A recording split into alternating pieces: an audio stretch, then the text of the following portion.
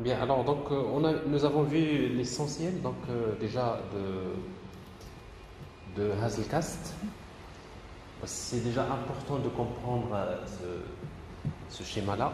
Ça c'est important parce que nous avons vu au départ comment démarrer un membre Hazelcast, effectivement.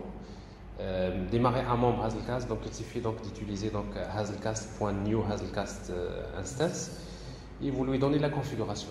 Alors, dans la configuration, donc quand vous démarrez un nœud Hazelcast, en fait, le membre Hazelcast, donc il peut découvrir les autres membres du cluster, donc en utilisant le principe de multicast, basé sur UDP.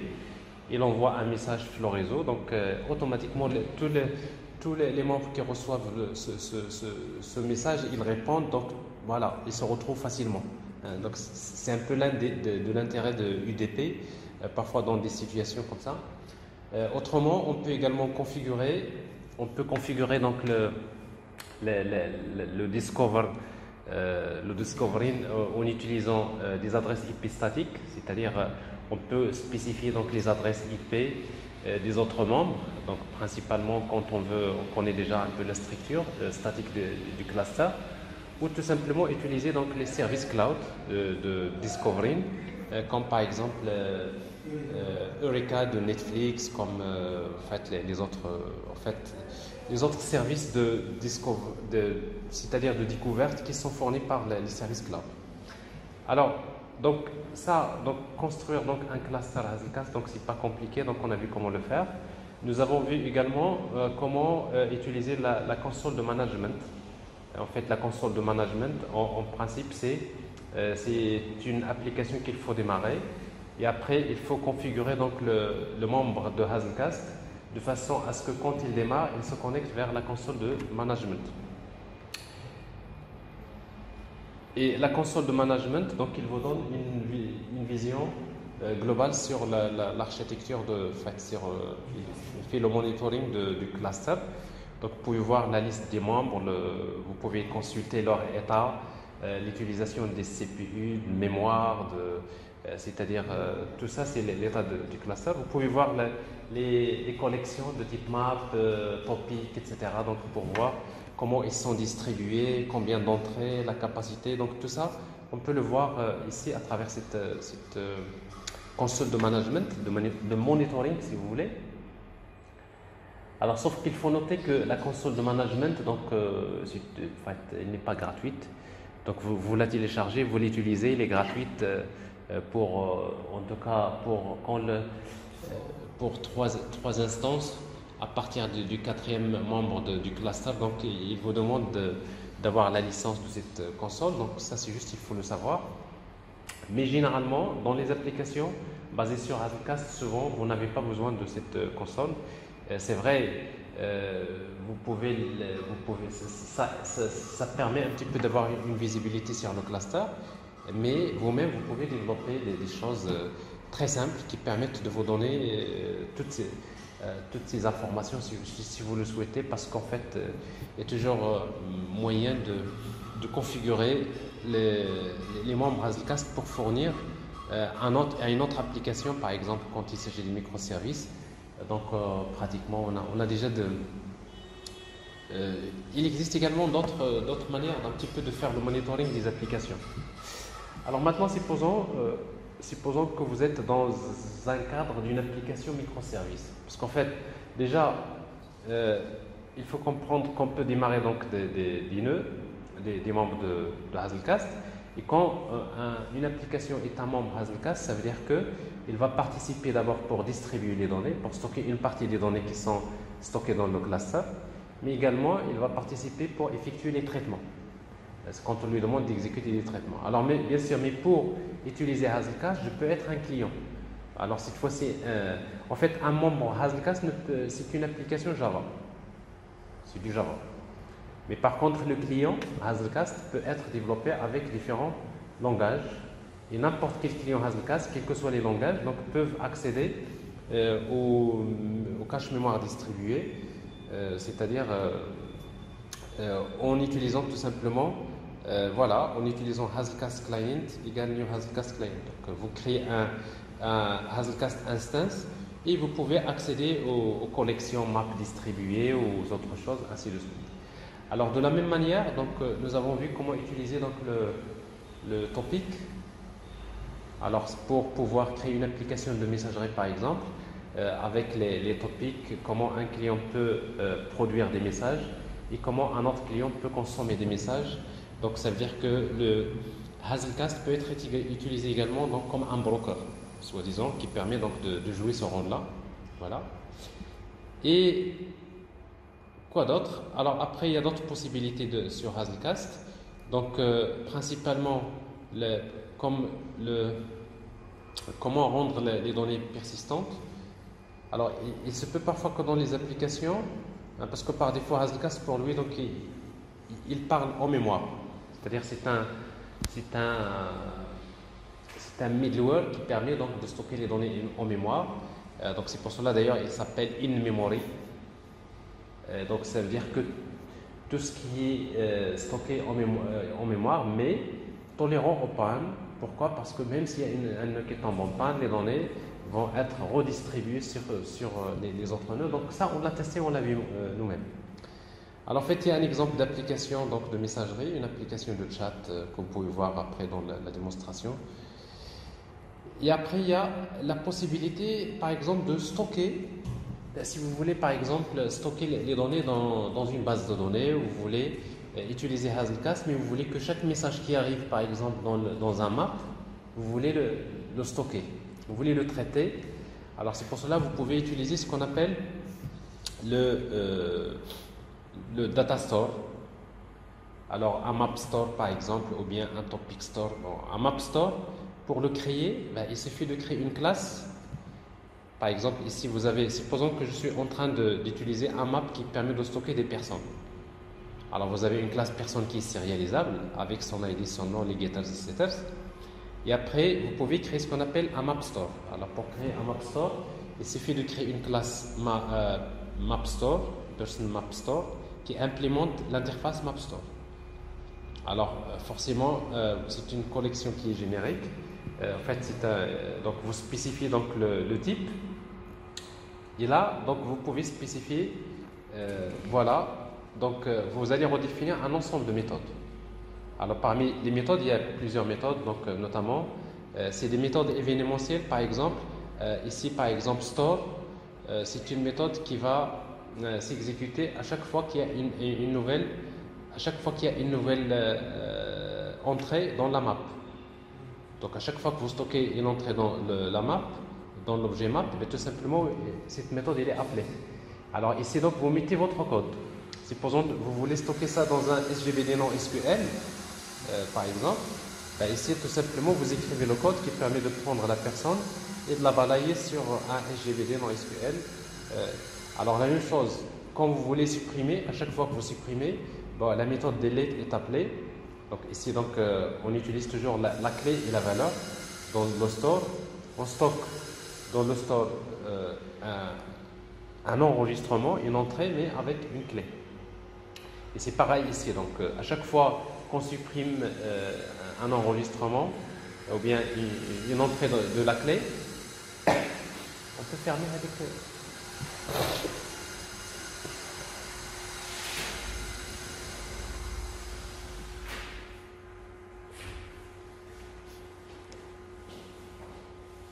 donc voilà, donc vous aurez juste besoin de redéfinir des méthodes comme store all, comme delete all, comme load quand vous chargez à nouveau donc une personne à partir du store, parce qu'en fait on peut toujours synchroniser entre le map et le store. Alors je suis pas, en fait ça c'est juste une possibilité qui est offerte par Hazelcast, juste pour les gens qui veulent garder Hazelcast avec tous ses avantages. Mais en même temps, ils veulent connecter donc Hazelcast, le synchroniser avec un store, un data store qui permet dans lequel on stocke les données d'une manière persistante. Mais les applications, en fait, ça va dépendre des cas, mais ça c'est quand même une possibilité qu'il faut connaître. Et après, comment configurer maintenant ce data store, comment l'utiliser dans l'application? Alors, il faut créer un objet config, comme d'habitude. Il faut créer un map config. Vous spécifiez donc config.getMap config default, la configuration par défaut. D'ailleurs, souvent, si vous ne configurez pas un objet de type map, il utilise la configuration par défaut. Et après, vous lui donnez des informations comme setName, myQueue par exemple, ou myTopic, ou je ne sais pas, myMap par exemple. .set backup count, le nombre de backups que vous voulez créer de ce map, set statistic enabled, etc. Il y a plein de méthodes pour configurer. Et après, vous utilisez surtout map config.set mapstore config. Get mapstore config. Et après, vous lui dites set enabled true, ça veut dire j'active un store pour cette collection de type map. Comment il s'appelle set class name? Quelle est la classe qui va se charger de gérer, donc de stocker, de gérer la persistance de ce map? Et bien tout simplement, c'est la classe person map store qui se trouve dans le package A. C'est celui-là, package A. La classe s'appelle person map store. Donc, une fois que vous le spécifiez, après vous dites, voilà, set property binary false. Est-ce que vous voulez stocker ça en format texte ou bien en format binaire, etc. Donc, les données, comment vous voulez les stocker. Alors, souvent, on les stocke en format JSON, dans d'autres formats. Donc, vous mettez false parce que vous voulez les stocker sous forme de texte. Et après, config.addMapConfig, mapconfig, et vous créez votre membre Hazelcast. Hazelcast.new Hazelcast instance avec la config et après c'est terminé. Maintenant après par la suite vous utilisez get put.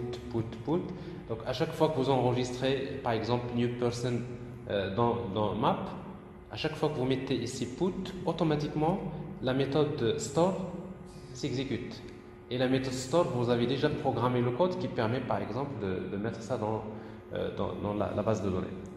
Alors par exemple, si on travaille dans Spring, alors Spring, les microservices, ils peuvent se baser sur Hazelcast. Alors quand vous êtes dans une approche basée sur les microservices, qu'est-ce qui se passe? Ce qui se passe, c'est qu'un microservice,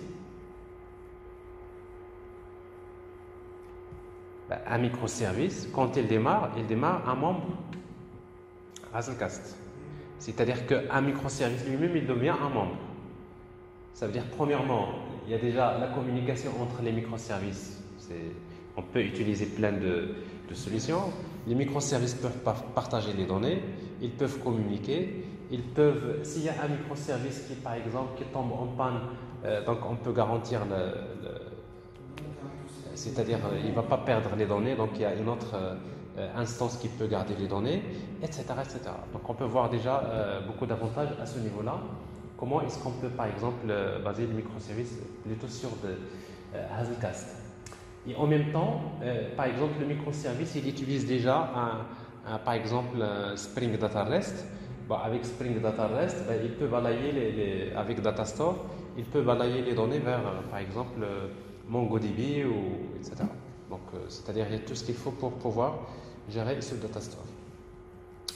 Voilà, alors la dernière partie qui concerne donc Hazelcast concerne comment faire le calcul distribué avec Hazelcast.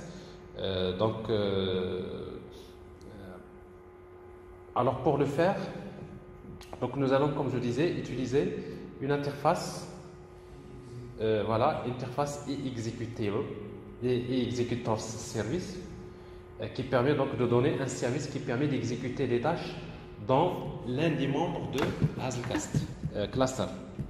Alors pour le faire, donc comme je disais tout à l'heure, vous créez des tâches. Alors selon la nature de la tâche, en fait une tâche qui implémente l'interface callable, généralement c'est une tâche qui permet de retourner un résultat. Et après runable, c'est-à-dire c'est une tâche qui exécute quelque chose sans avoir besoin forcément de retourner un résultat. Alors voilà un exemple. Supposons on voudrait faire par exemple une application de type MapReduce. C'est dans la base.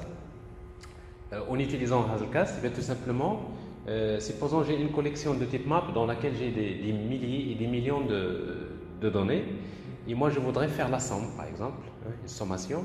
Alors pour faire cette sommation-là avec Hazelcast, qu'est-ce qu'on va faire? La collection déjà elle est distribuée. Alors vous imaginez ici que déjà la distribution, le problème est déjà réglé. Pour MapReduce, plutôt il se base sur HDFS. C'est-à-dire que quand je stocke mes données, toutes les données que je stocke ils sont distribuées en fonction du nombre de nœuds. Et après, ce que je vais faire, c'est que je vais créer une tâche, je vais créer une application qui permet de créer une tâche qui permet de faire la somme. Alors cette tâche-là, je vais la déployer sur l'ensemble des nœuds du cluster. Et après, je vais demander à chaque instance de cette tâche dans chaque cluster d'effectuer la somme des nombres qui se trouvent dans le nœud. C'est-à-dire qu'il va utiliser que les données locales. Donc chacune va faire la somme. Donc ça, on est en train de faire quelque chose en parallèle. Si vous avez des centaines de membres, ça veut dire que chaque membre parallèlement va calculer la somme. Et après, ils vont retourner le résultat. Chacun qui termine retourne le résultat. Et ici, je vais faire une agrégation, je vais faire la somme des résultats, ce qui me permet de faire un reduce, si vous voulez. Alors, comment faire, si vous voulez, alors, pour faire cette opération. Non. Voilà, ici, on va utiliser donc un callable. Effectivement. Alors, d'abord, il faut créer une tâche. Par exemple, je vais créer un sum task. Cette classe, il devrait implémenter une interface callable. Alors ici donc callable, il va traiter des entiers. Ça peut être des objets de type tel, etc. Mais en même temps, il doit être serializable et il doit également implémenter une interface qui s'appelle Hazelcast Instance Aware. Alors pour quelle raison? Parce que si vous implémentez cette interface-là, automatiquement, il va vous obliger de redéfinir une méthode qui s'appelle setHazelcastInstance. Alors, setHazelcastInstance, il reçoit un objet de type HazelcastInstance. Et qu'est-ce que vous mettez là? Vous mettez tout simplement 10.HazelcastInstance égale HazelcastInstance. Alors, en fait, voilà ce qui se passe. C'est que cette tâche-là, alors pour ne pas me déplacer à chaque fois, je vais devoir faire une copie de ça.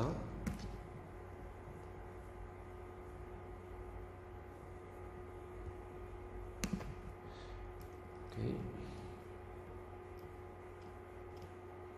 Ici.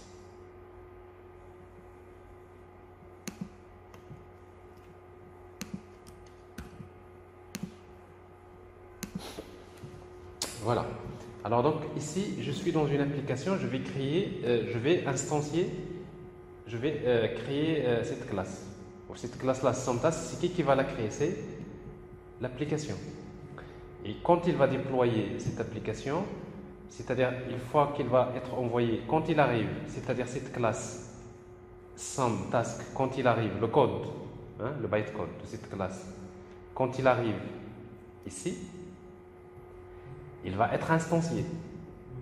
Et quand il est instancié, automatiquement HazelcastMember, il appelle automatiquement la méthode setHazelcastInstance. Et qu'est-ce qu'il va lui transmettre? Il lui transmet l'instance locale. Alors comme ça, la tâche quand il arrive, elle est attachée à l'instance locale de le membre local. Et à partir des membres locaux, je peux accéder à toutes les données distribuées. Donc c'est la raison pour laquelle il faudrait implémenter Hazelcast Instance Aware, parce que tout simplement il faut. Donc ça veut dire que dans une classe de type task, vous aurez besoin de déclarer un objet de type Hazelcast Instance, mais vous le déclarez transient. Alors ça veut dire quoi transient? Transient, ça veut dire qu'il n'est pas serialisable. Pourquoi? Parce que quand je vais envoyer, quand je vais créer la tâche ici et je vais la sérialiser, quand il va être envoyé, le bytecode, quand il va être envoyé, ça ne sert à rien d'envoyer l'objet Hazelcast Instance, c'est-à-dire moi ce qui m'intéresse, quand je vais sérialiser la tâche, ce qui m'intéresse plutôt c'est ce code. Mais les autres attributs comme Hazelcast Instance, donc ici je la déclare juste ici, pourquoi? Parce que je n'ai pas besoin de sérialiser l'objet. Pourquoi? Tout simplement parce qu'une fois que la tâche arrive vers le membre, c'est à ce moment-là que le membre lui-même va faire appel à cette Hazelcast Instance pour définir l'objet Hazelcast Instance. Donc je n'ai pas besoin de le sérialiser.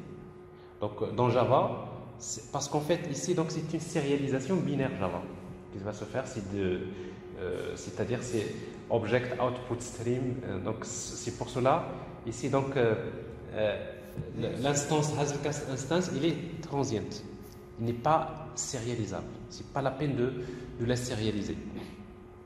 C'est clair? Parfait. Alors maintenant qu'est-ce qui reste?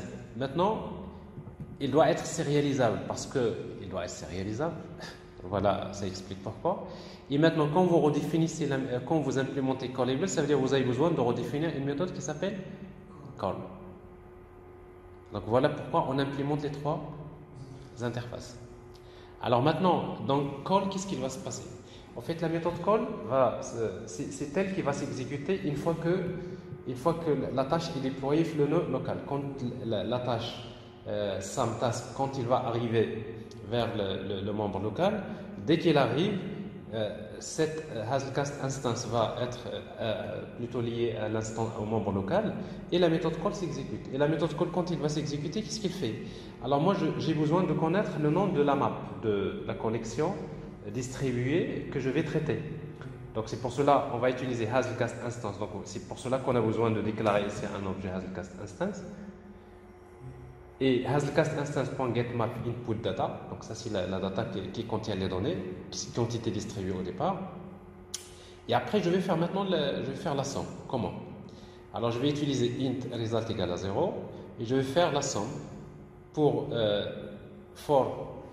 chaque clé de map.regarde local keyset. Alors si je fais appel à map.keyset, je suis en train de parcourir toutes les clés de toute la collection, qu'ils soient là ou ailleurs. Mais moi, en fait, je ne veux pas les autres parties de la collection qui se trouvent dans les autres membres. Je veux juste les données qui se trouvent au local. Alors, dans ce cas-là, je vais utiliser ici map.local keyset. Donc, keyset, il va vous retourner tous les keysets de toute la collection distribuée. Local, il vous retourne que local. Alors ici donc parce que j'ai besoin de faire que map ici. Alors ici donc qu'est-ce que je fais pour les collections? Je fais tout simplement, je vais les calculer pour j'affiche juste le message comme ça. On peut voir quand on va distribuer, on peut voir les messages s'affichent dans les machines où le calcul se fait. Parce que ce qui est intéressant, c'est qu'à un moment donné, il faut faire ça dans un réseau. Il faut démarrer un membre dans chaque machine. Et quand vous exécutez, vous allez voir que les machines sont en train de faire le calcul en même temps, si vous voulez. Donc ça, c'est le calcul distribué. Donc, le résultat égale map.getKey. À chaque fois, le résultat égale le résultat plus map.getKey. Donc, je récupère la valeur. Et après, je retourne le résultat. Une fois que je termine, je retourne le résultat. Donc, ça, c'est l'essentiel de l'application qui permet de faire map. Alors maintenant, il est où le reduce, si vous voulez? Alors maintenant, c'est dans l'application. Maintenant, je suis dans l'application Hazelcast Worker. Alors si vous voulez, plutôt Hazelcast Worker, c'est ça. C'est-à-dire ceux qui vont exécuter le calcul. En fait, un Hazelcast Worker, c'est juste une simple instance Hazelcast, un membre Hazelcast. Vous faites juste Hazelcast instance égale Hazelcast.new Hazelcast instance. Donc, vous démarrez des membres dans plusieurs machines. Donc, vous démarrez le premier, le deuxième, le troisième, le quatrième, etc. Alors maintenant, je vais démarrer un task producer. Node. Donc, c'est lui qui va envoyer la tâche à l'ensemble des membres pour leur demander d'exécuter. Alors, c'est celui-là. Alors, qu'est-ce qu'on va faire? Donc, on va créer dans la méthode main. Donc, lui-même, c'est un membre. Donc, on va utiliser Hazelcast, cette fois-ci client. Je n'ai pas besoin d'être un worker. Si vous avez utilisé Hazelcast, ben lui-même, il devient un worker. Il est producer, il est worker en même temps. Mais ici, il est client. C'est-à-dire que lui, il va pas participer dans la distribution des données. Donc, c'est-à-dire, on est dans une logique de producer workers. Il y a plusieurs. Le cluster, c'est lui qui calcule Mais les clients, eux, ils n'ont pas beaucoup de ressources de mémoire, beaucoup de pour. Donc, ce qui fait, pour les applications, par exemple, de IoT, je suis dans Raspberry, bon, dans le Raspberry, donc je peux pas faire beaucoup de calculs. Donc, je fais tout ça, je l'ai fait dans le cluster. C'est bon? Alors, qu'est-ce qu'on va faire? Donc, une fois que j'ai Hazelcast instance, je vais utiliser hazelcast.getMap. Donc, ça, c'est input data. D'accord? Donc, ça, c'est le nom de la collection que je vais utiliser. Alors, maintenant, ce que je vais faire, je vais créer une collection dans laquelle je vais mettre des données de 0 jusqu'à 10 000. Je vais faire data.put. Donc, ici, donc, j'ai une collection que je vais remplir avec des données. Alors, forcément, du moment que c'est une collection Hazelcast, ça veut dire que les données sont déjà distribuées. C'est ça l'intérêt ici, c'est que je n'ai plus besoin de penser comment les distribuer, comme d'ailleurs dans HDFS. HDFS, c'est-à-dire quand je stocke les données, c'est HDFS qui va se charger de les distribuer dans ce sens. Alors maintenant, je veux exécuter une tâche. Je vais faire appel à eExecutorService égale hazelcast instance.getExecutorService default. C'est-à-dire je vais récupérer l'objet ExecutorService qui a la configuration par défaut. Donc généralement, c'est celui-là. Et après, je vais maintenant qu'est-ce que je vais faire? Je vais utiliser tout simplement executorService.submitToAllMembers. Alors quand vous mettez executorService.submitToAllMembers, ça veut dire que new SumTask, je crée un objet de SumTask, il va être sérialisé pour tous les membres du cluster. Mais si je veux juste l'envoyer pour un membre précis, je peux spécifier son ID, c'est-à-dire le membre X qui va faire. Donc ça veut dire que, alors ici, donc, comme je suis dans un travail de type MapReduce, ça veut dire que tous les mappers vont participer au calcul. Donc je vais ici utiliser submit to all members. New task, new some tasks. Donc ça c'est la tâche que j'ai créée, c'est celle-là. Donc cette tâche, il va être sérialisée. Une fois qu'il arrive au membre, le membre va faire ça. Il le fait automatiquement. Et automatiquement, il exécute ça. Donc chacun va faire un calcul, c'est-à-dire sur les données locales. Alors maintenant, donc je fais ça, submit all members, new task, mais j'attends un résultat. Je n'ai le résultat. C'est un map, DL, member comme key, où le résultat c'est future de integer. Alors ça c'est en quelque sorte la signature de. Alors pourquoi future? Ça veut dire que c'est un résultat qui vient dans le futur. C'est un peu, je ne sais pas, parce qu'en fait ici donc on mélange l'asynchronisme avec le synchronisme. Donc ici c'est des objets de type future. Alors c'est pour cela que quand vous appelez submit to all members, il envoie, il attend. À chaque fois il y a un qui termine, elle reçoit. Et après, moi qu'est-ce que je vais faire maintenant? Ici, je fais tout simplement reduce, la sommation. Donc je sais pas, par exemple, reduce sum c'est 0. Je fais tout simplement for member pour chaque membre de response.get case7. Parce que chaque résultat, il retourne quoi? Il retourne la clé. C'est le membre qui a envoyé le résultat. Généralement, chaque membre il a un ID. Et après, il y a donc voilà, case7 c'est le membre. Pour chaque membre, qu'est-ce que je fais? Je peux par exemple écrire ici member.getAddress. Donc là, j'affiche l'adresse IP de la machine qui a fait ce calcul. Et je peux faire response.getMember.get. Donc je récupère le ID du membre. Ici, donc j'affiche juste des informations. Bon, je ne sais pas s'ils sont affichés là, non. Voilà, il y a l'adresse IP. Et ça, c'est voilà, c'est le ID. C'est en fait le membre. Et après, je vais faire reduce plus égal response.getMember.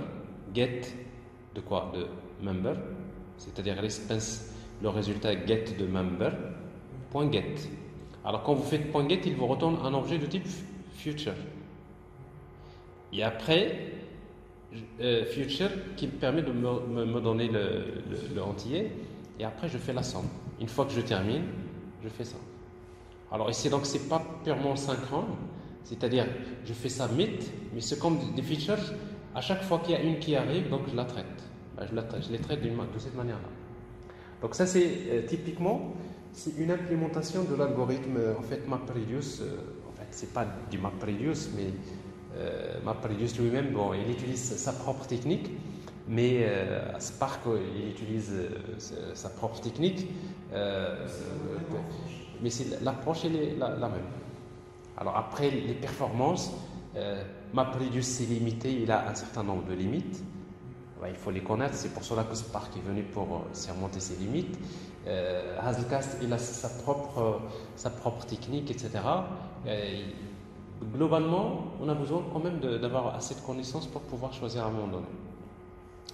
Alors, on va essayer de faire l'implémentation de cet exemple-là, et après, on va s'arrêter. Alors, je vais commencer par faire un stop.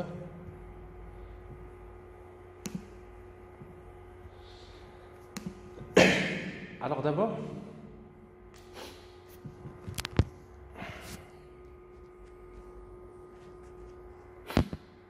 j'ai besoin de... Bon, dans mon projet, je vais créer une classe. Donc, task sum.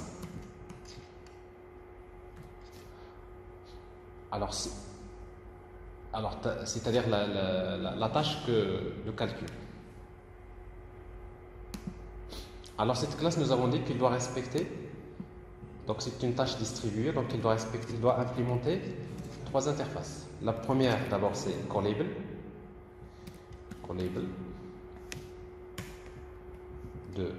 Ici, on va traiter des entiers. Il doit être serialisable. Et il doit être Hazelcast aware. Donc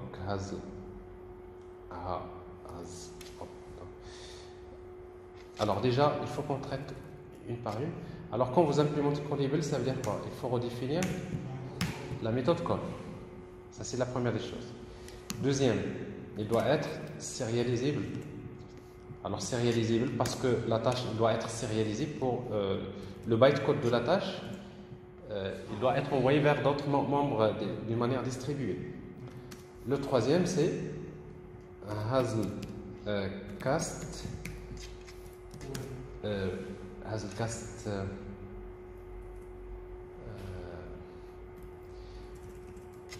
J'ai oublié.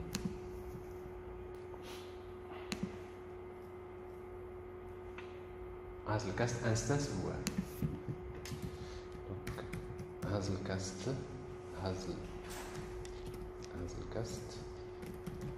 instance aware.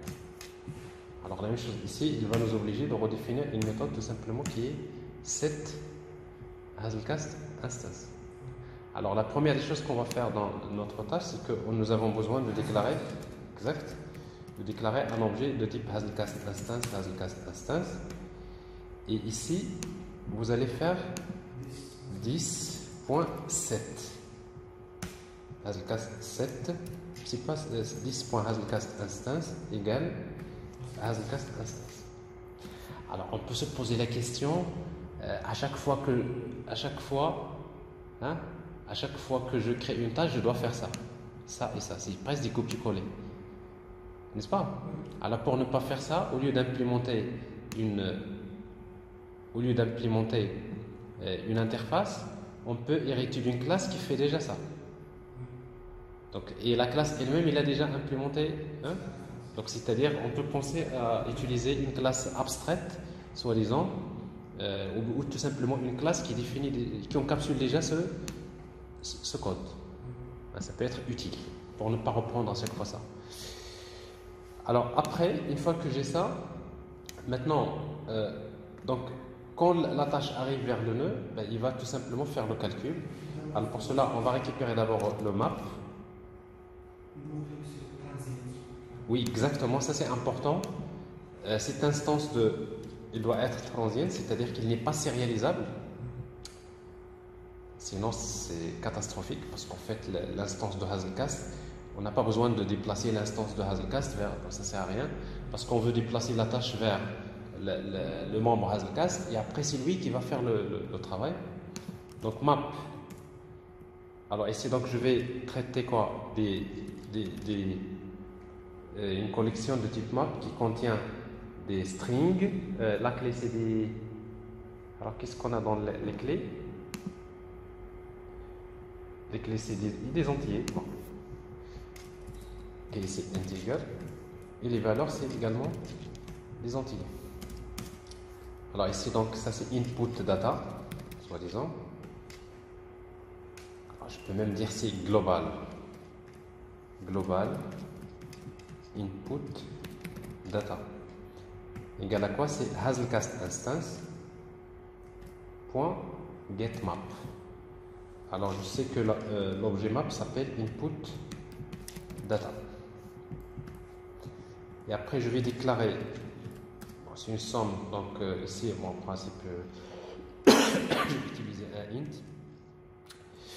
sum égale à 0. Et après je vais faire une boucle for. Alors je vais récupérer pour chaque entier integer v value de quoi? De la collection globale input data point local case set. Alors je n'ai pas besoin de faire ce stochastic, parfois intelligible, il est parfois trop intelligent. Alors ici pas de parenthèse, pas de parenthèse, local case set.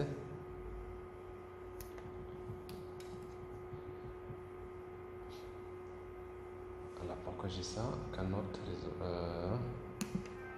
yeah, aussi. Pourquoi j'ai ça? Donc input data c'est un map local case set ou de imap, voilà. Alors pour ne pas avoir ça, au lieu d'utiliser map, on va utiliser imap de Hazelcast. Voilà, ça marche aussi. Donc imap, alors comme ça ici donc vous avez la méthode, parce que l'interface imap c'est une interface de Hazelcast.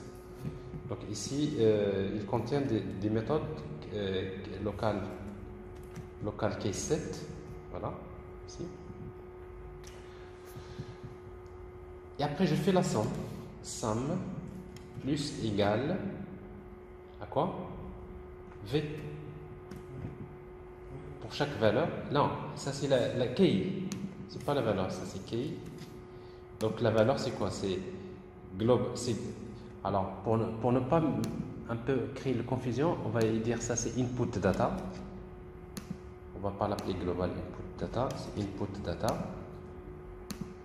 Ici donc c'est input data point get de key. Voilà. Et à la fin, quand je termine, donc je vais retourner la somme. Donc ça c'est soi-disant le mapper. Chaque mapper il fait un traitement, mais en utilisant les données locales. Alors ce qu'on peut afficher ici, donc juste pour qu'on voit un peu les messages au moment de l'exécution, on va afficher par exemple local add-in local item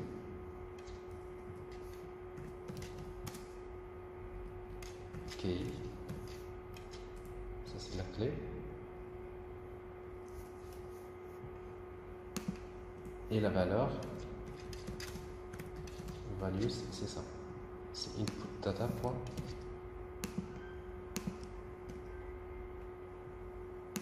key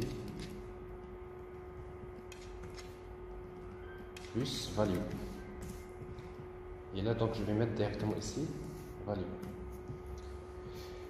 Alors ça c'est une tâche distribuée sur un cluster Hazelcast.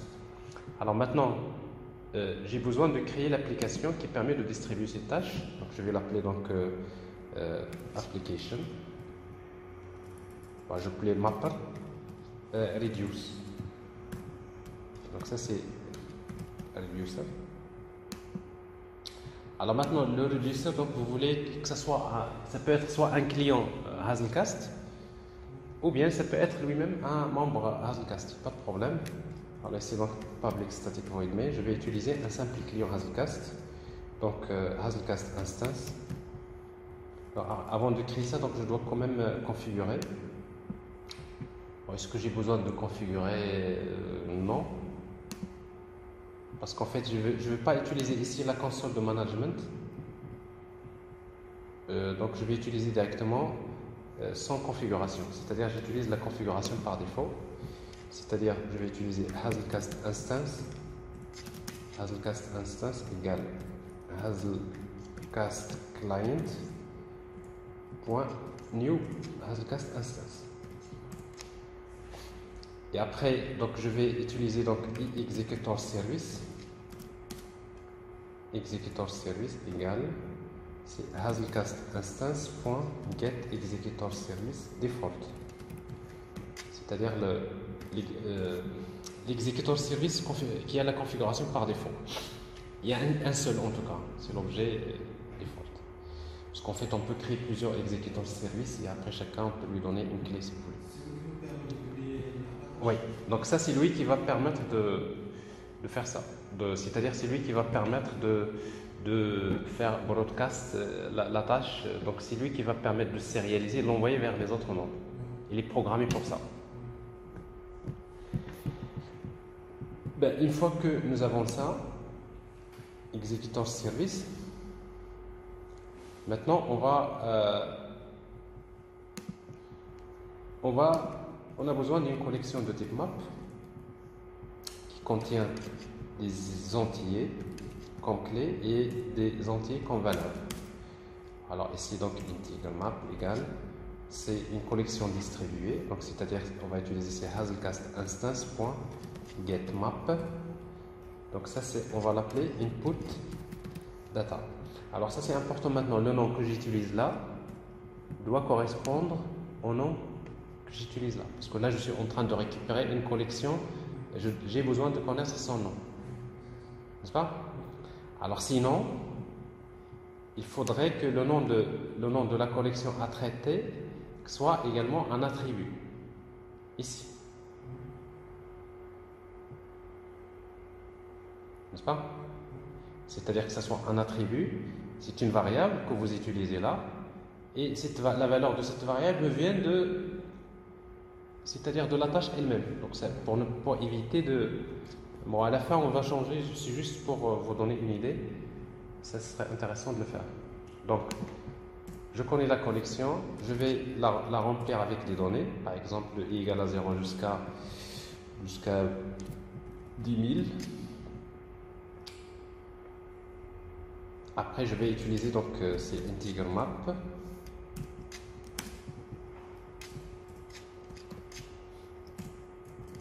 point put i virgule i. La clé c'est i, la valeur c'est i. Je ne fais pas grand chose. Alors maintenant, qu'est-ce qu'il reste à faire? Il reste à soumettre. Donc executor service.submit, voilà. Submit, oui, donc submit to un member, c'est selector. Là, je sélectionne que les membres à qui je veux envoyer la tâche, ou tout simplement je fais submit to all members. Alors ici donc all members, je peux envoyer un objet de type runnable comme je peux envoyer un objet de type callable. Alors ici donc nous sommes dans un objet de type callable. C'est quoi notre tâche? C'est new. Notre tâche c'est task sum. New task sum. Alors si vous faites ça, il faut attendre le résultat. Alors pour attendre le résultat, ben ici donc on va tout simplement, le résultat c'est quoi? C'est un map lui-même dont la clé, c'est le membre qui a envoyé le résultat, member, member,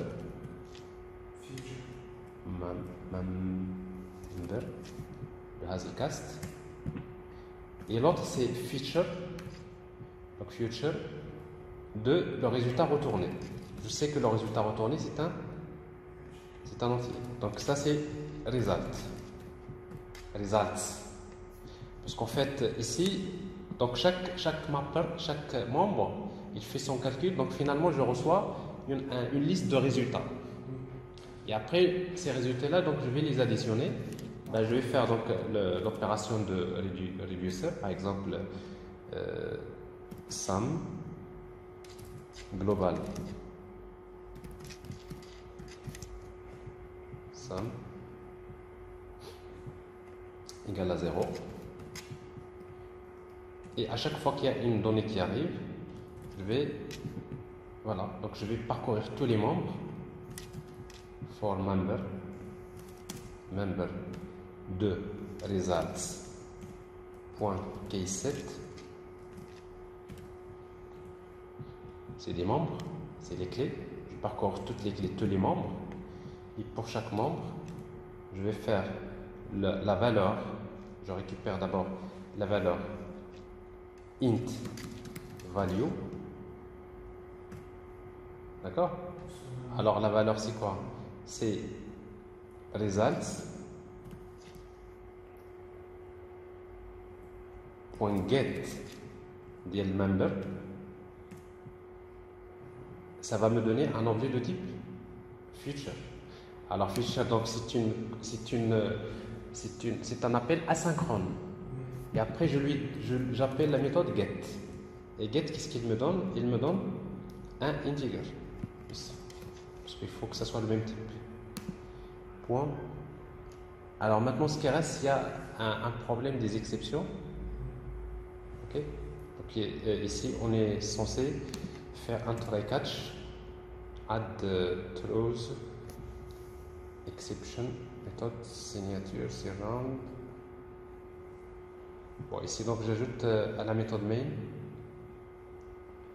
execution exception, interrupted exception. Bon, ça c'est parce que quand vous appelez sinon vous faites tout simplement throws exception. Et après je fais la somme. Donc global sum plus égal sum value.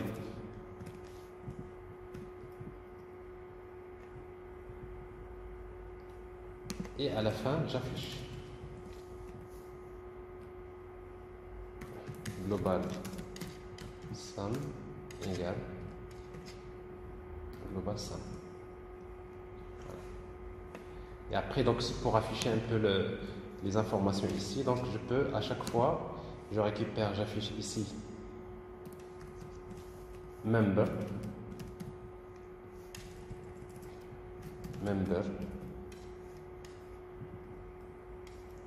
le membre,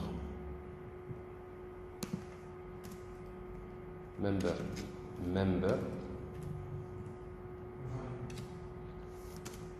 point. Alors maintenant le membre, qu'est-ce que vous voulez, son adresse, etc. UI, parce que chaque membre généralement il a ce qu'on appelle un UI ID, c'est un string, c'est l'identifiant du membre. Et tout simplement vous voulez l'adresse IP ou etc. Donc tout dépend ce que vous voulez. Donc ici j'ai adresse, enfin là vous accédez au membre lui-même, vous voulez récupérer des informations. Alors par exemple ici je vais utiliser get UI ID parce qu'en fait chaque membre il est identifié par un string. Donc si vous voulez et après je vais mettre la valeur qu'il a retournée. Donc chaque membre il a retourné cette valeur. C'est bon? Alors, avec ça, maintenant, il nous faut un cluster. Bon, ça, c'est un client. Il nous faut démarrer des workers. C'est-à-dire, on devrait être dans cette situation-là.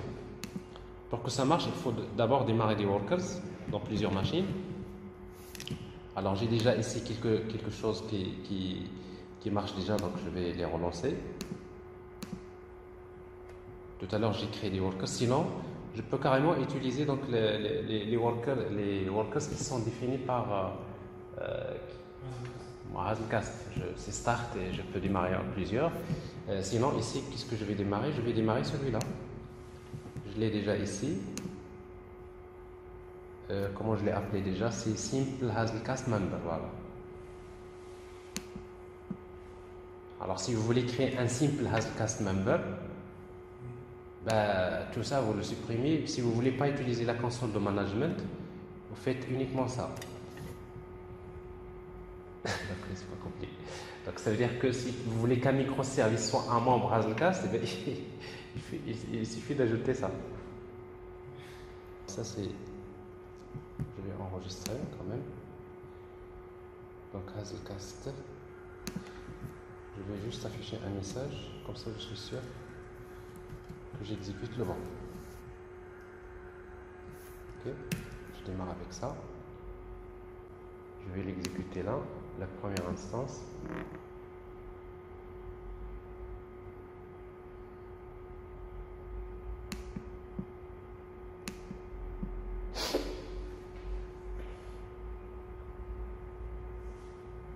Voilà, elle est démarrée.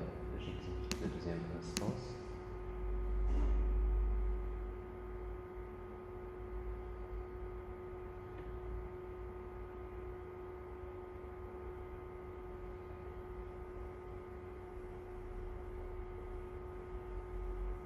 J'attends. Voilà. Donc normalement il y a deux instances, et etc. Donc je démarre la troisième instance. Donc c'est-à-dire j'ai démarré un cluster qui est formé de 3 nœuds. 3 nœuds, c'est-à-dire 3 machines.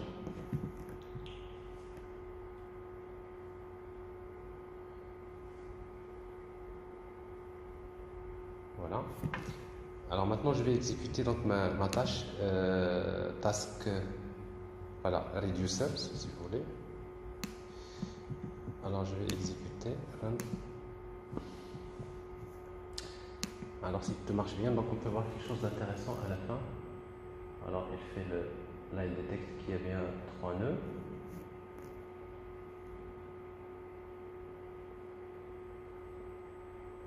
Alors on regarde ici, à un moment donné il y a quelque chose qui devrait s'afficher là.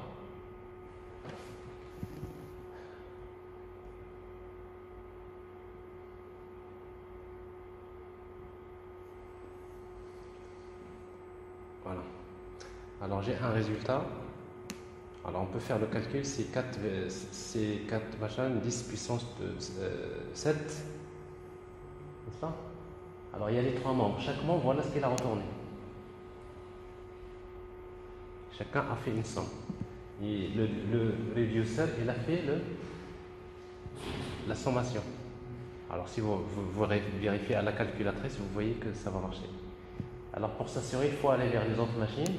Regarde, hop, chacun, voilà, add, il va ajouter ça, il va ajouter ça, il va ajouter ça. L'autre, il fait l'ajout. Donc à chaque fois qu'elle... c'est-à-dire chaque instance, elle traite c'est-à-dire les données locales. Bon, ça, je crois, c'est un exemple très simple et suffisant pour comprendre déjà comment, avec un nouveau Hazelcast, faire des calculs distribués. Alors, si on revient maintenant à ce que nous avons présenté au début, comme ça, on va tirer conclusion. Alors, ce que je disais tout à l'heure, peut-être pour la tâche ici, SumTask ici.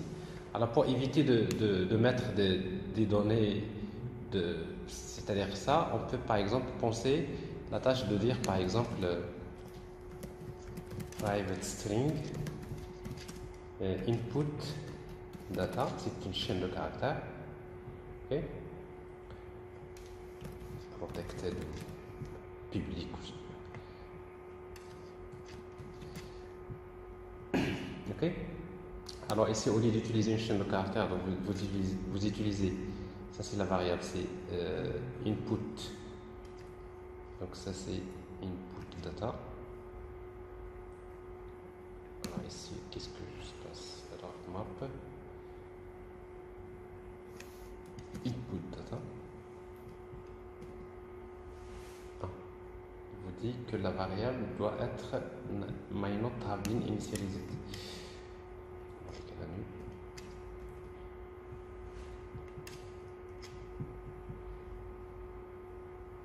Variable input data.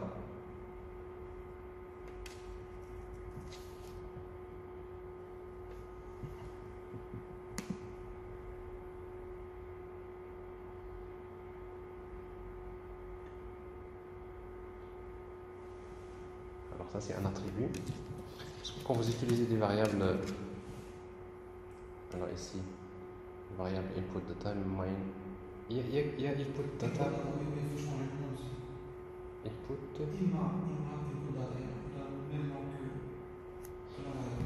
Ah d'accord, oui, c'est pour cela. Donc là je l'ai appelé également input data. Donc input data name. Ok. Input data name. Avec N majuscule.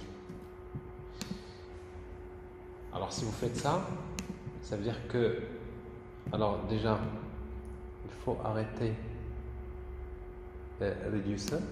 Bon, il a arrêté. Ici, quand je fais la tâche que je crée là, new task, quand je fais submit, new task, je fais ici donc task. Ici c'est input data, une variable string input data name égale, ça c'est input data.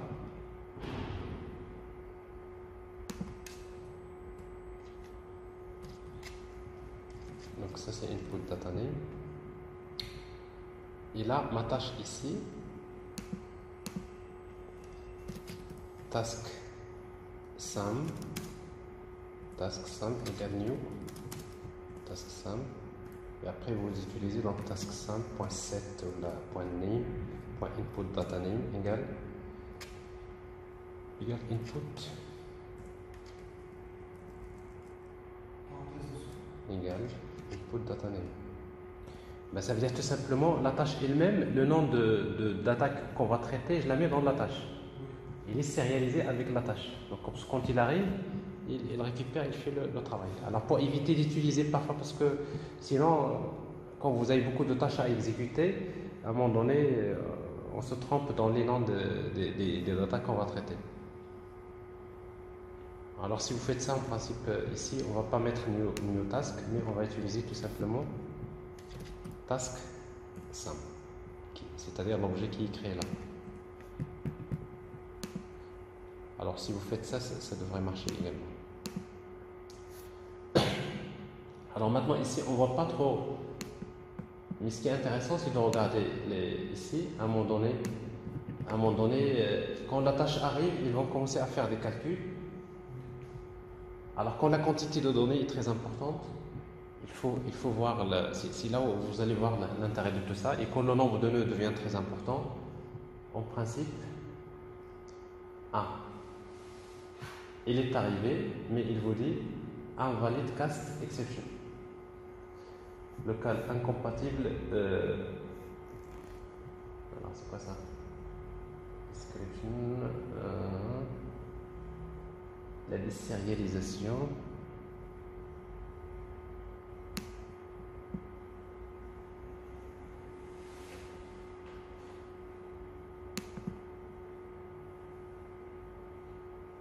HC task local incompatible.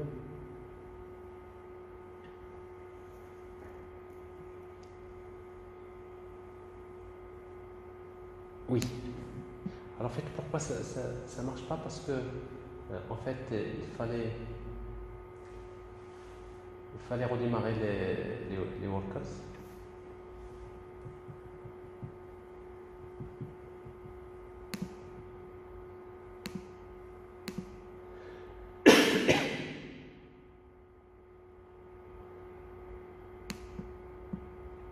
Il se trouvait que quand les workers sont démarrés, ils ont démarré avec une version d'une tâche qui était créée Et après, on l'a modifié. Donc, quand il veut désérialiser, il trouve que ce n'est pas la bonne version. Donc, c'est un problème assez classique. Bon, ça, mais tout ça, il y a des solutions pour ça. Donc, je démarre mes instances. C'est donc je démarre la deuxième.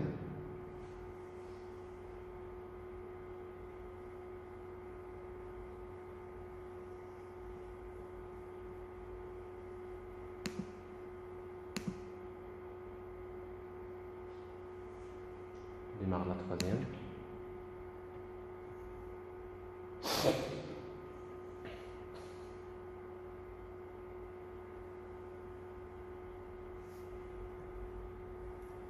Et j'exécute le reduce.